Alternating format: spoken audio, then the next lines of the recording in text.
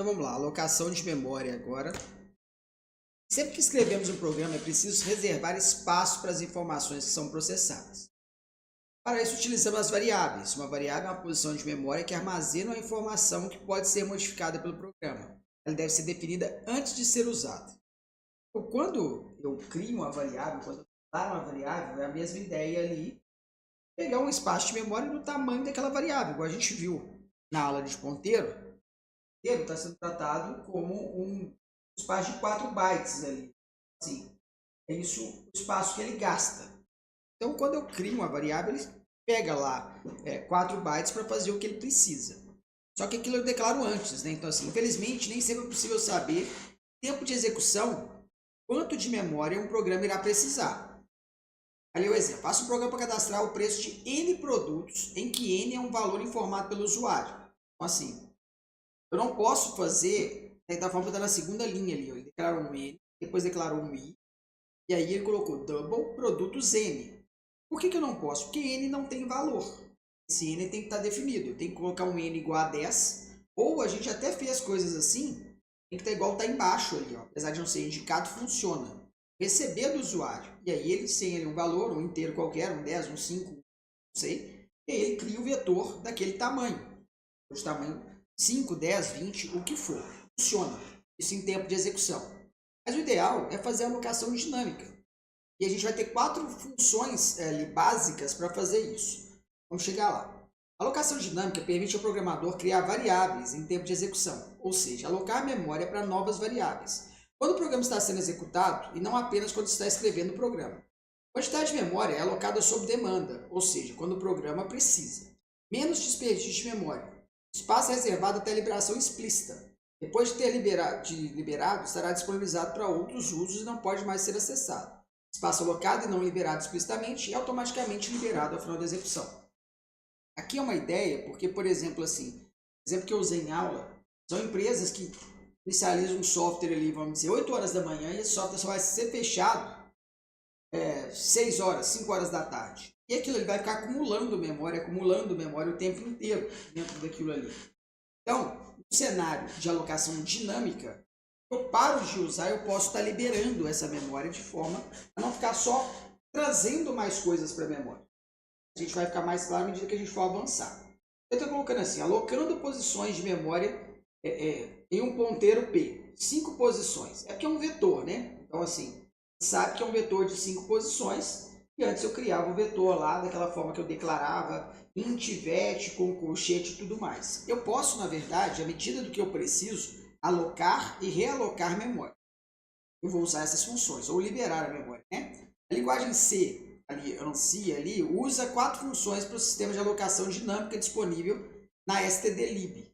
Então vai ter que ser uma biblioteca que agora a gente vai ter que estar trabalhando. Acho que até eu já coloquei nos nossos códigos ali, parte de cima, biblioteca stdlib.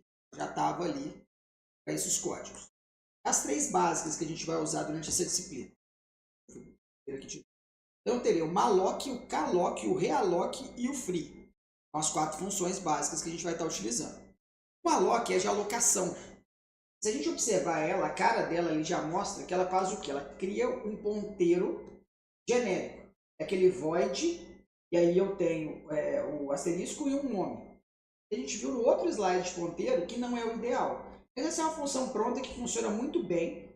Na verdade, ela vai estar apontando o quê? Espaço de memória. Mas como ela é void, o que eu vou ter que fazer com ela? Vou ter que estar sempre fazendo cache, né? Que é aquele mostrando o tipo, né?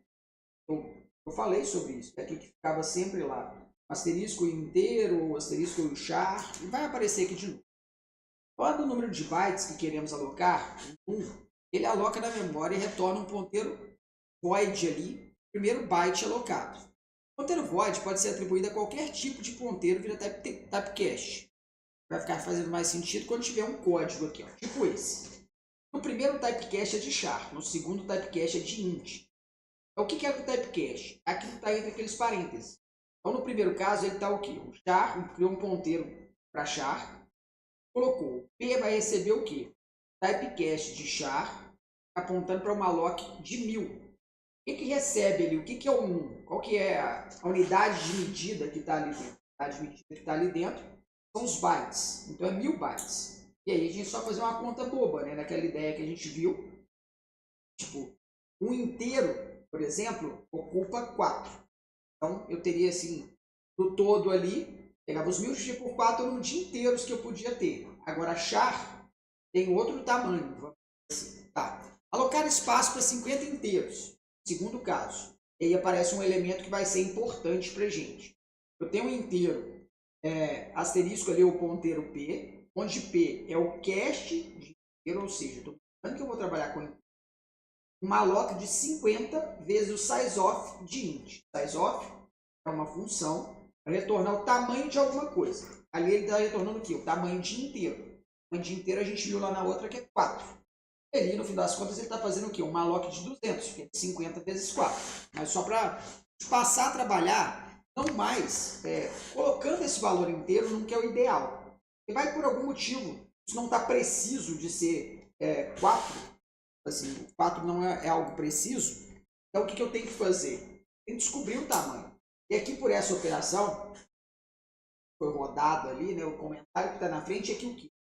Tem-se que char gasta 1 byte, o int gasta 4 bytes, float gasta 4, ponto, a estrutura criada gasta 8. 8 por quê? Porque ela usa 2 inteiros. Se o inteiro é 4, 2 inteiros é 8. Mas o ideal é sempre fazer isso aqui. Sizeof do que eu vou estar trabalhando. Tá. Então ali ele explicando aquela conta que eu falei que chegaria em 200. Tá. Se não houver memória suficiente para alocar a memória requisitada, a função malloc retorna um ponteiro nulo. Isso aqui é importante. Eu falei sobre isso aqui, sobre ele retornar alguma coisa, dar uma posição que serve para mim ter algum tipo de controle. E está ali no exemplo. Tinha o ponteiro P e falei para o P. Fiz o cache para ele inteiro. Malloc 5 vezes o sizeof. Então ele apontar ali para 20, né? É 20. Ele testa. Se P é igual a nulo, ou seja, se for nulo, o que vai estar acontecendo? Um erro, memória insuficiente, e pausa e vai dar um exit. Finaliza o programa. Vai falar sobre exit daqui a pouco. Caso ele não entre no if, né, caso não for nulo, ele vai executar algo ali que vai ser receber valores aqui para essas posições. Eu posso, mesmo no malloc, trabalhar como o quê? Como um vetor. Isso aqui funciona. É tudo aqui, a alocação de memória é como se fosse vetor. Então, mesmo eu ter alocado 5 inteiros, vamos dizer assim, como se fosse um vetor. Eu poderia fazer daquela forma, ou poderia fazer daquela outra forma que a gente viu, que é o P mais I, né? Alguma coisa nesse sentido. Estava lá no de ponteiro, slide anterior. Alloc. Ela também é parecida com o malloc, ela também é para alocação de memória. E na verdade aqui ela é muito mais o visual dela, o protótipo dela ali.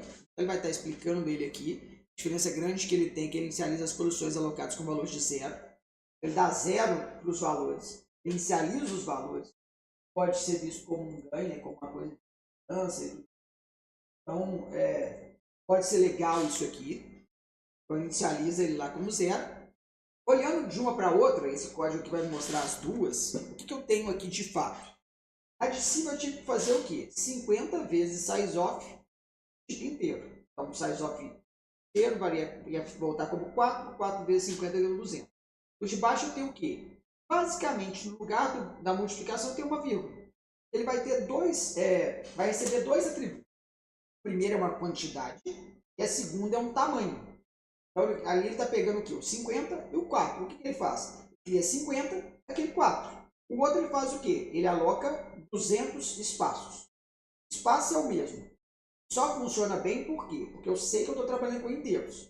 Então, como o inteiro tem 4, ele sabe que a cada 4 é uma nova informação, um novo inteiro. Tá. Então, os dois são muito parecidos. É a escolha de usar ou vezes ou a vírgula. Realloc. A função realloc serve para realocar a memória e tem o seguinte protótipo. Tem um PTR e do lado eu tenho um num. Antes eu tinha o quê? Para ambas aqui, ó. No calloc eu tinha um num e um size. E no malloc aqui, com a estrutura dela, eu tinha só o num aqui. Então são duas coisas para ele. Pro calloc e para o realloc são duas. A primeira é a própria estrutura. Como assim? Aqui onde está a estrutura? Está em P. Os dois casos aqui, no caso em P1. Se eu estou querendo mexer nessa estrutura, eu passo para ele P1. Se eu estou mexendo nessa estrutura, eu passo para ele P. Que é o quê? Você realocar aquela memória. A função modifica o tamanho da memória previamente alocada e apontada por PTR para aquele específico especificado por num. O valor de num pode ser maior ou menor que o original. Ou seja, eu posso pegar mais espaço, posso devolver espaço. Sei lá, eu achei que eu ia usar mais do que eu usei, eu quero devolver esse espaço, eu quero usar menos. Então dá para mudar. Tá. Ele está mostrando ali usos do realloc, né? Ponteiro para o bloco é devolvido, porque realloc pode precisar mover o bloco para aumentar o seu tamanho.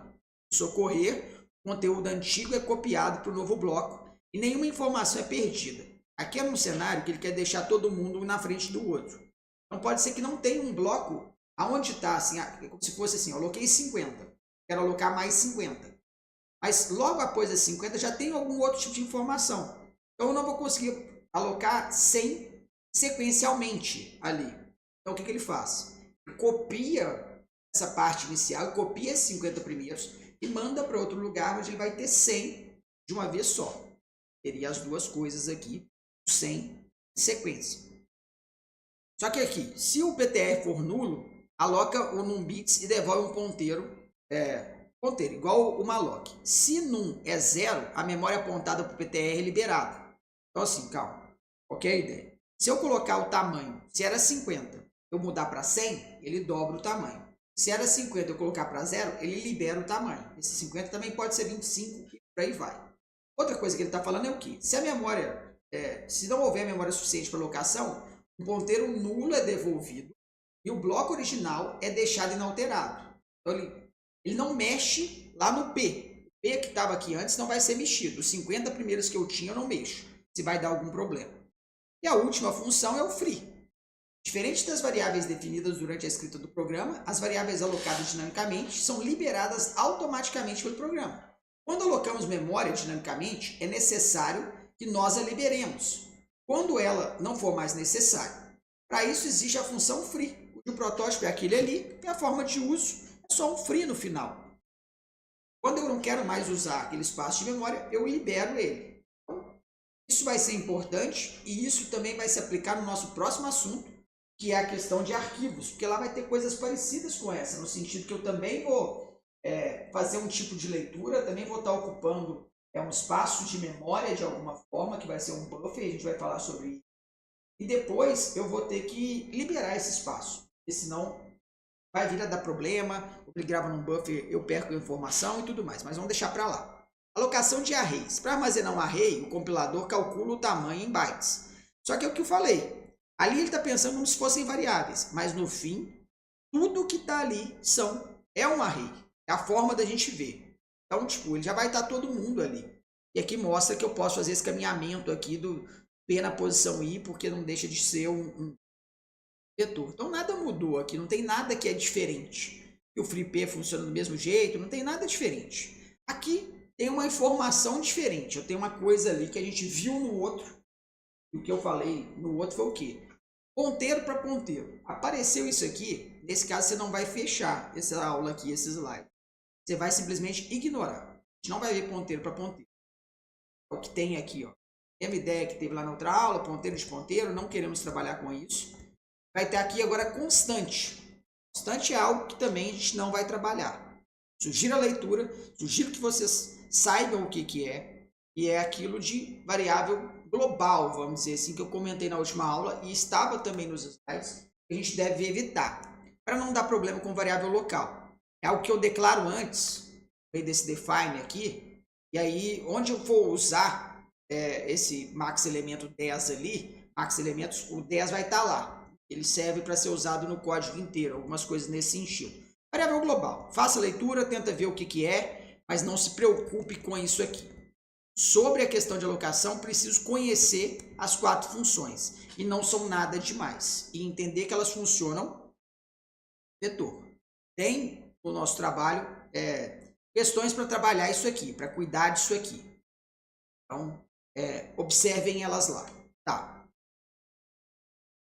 Hoje me perguntaram sobre o jogo de carta, tá até no momento aqui totalmente aleatório, do carta que tem que fazer um exercício, se precisa ser carta diferente, se precisa... Não, gente, é É o mais simples possível, é só ali distribuir as cartas, entendeu? Então, fechamos assim essa da alocação dinâmica. Aprenda as 4 funções.